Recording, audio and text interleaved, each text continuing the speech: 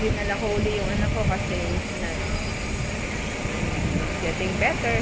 So, check up ulit kami sa cardio niya. Ano lang, at least binibigyan pa rin kami ng chance. Hindi pa rin kami nawawala ng pag-asa. What to do kay Yuri? So, ngayon pinapapili kami sa pwede gawin sa kanya. Yung ballooning uli o yung gland. Yung gland is yung bypass operation. So, kailangan na ulit namin bumalik dito mga second week ng October.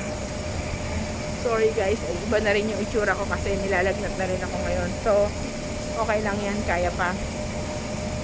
So, yun guys, ito lang yung ito lang yung sasabi ko dito na keep praying, keep believing na walang imposible kay Jesus, na hindi tayo pababayaan, hindi kami pababayaan ni Lord. Basta kapit lang, dasal lang, laban lang.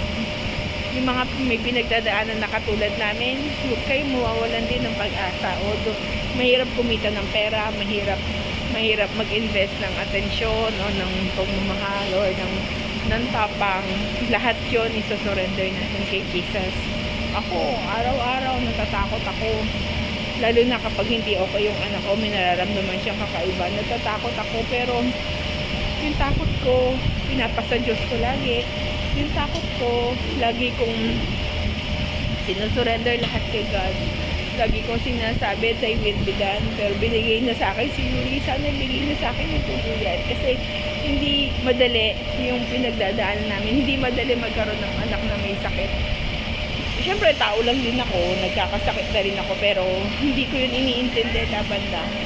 Kailangan kong maging matatag pa para sa mga anak ko, para sa mga tao naniniwala na magiging okay din lahat. Ako kasi lagi ganun. Tiwala lang talaga, ha?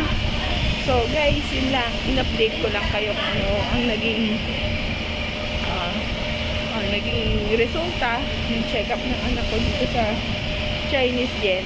Hindi na kasi kami pwede sa Bulacan so kahit anong nararamdaman ng anak ko, dito na kami kailangan dumiretso. Yun lang yung sad part kasi hindi naman malapit ang Bulacan dito sa Chinese Gen. So guys, kahit ano pa yan, tawa lang. Saka tandaan natin, every gising is a blessing. So gigising tayo, lalaban tayo, maniniwala tayo. So, yan guys. Thank you for watching. Bye!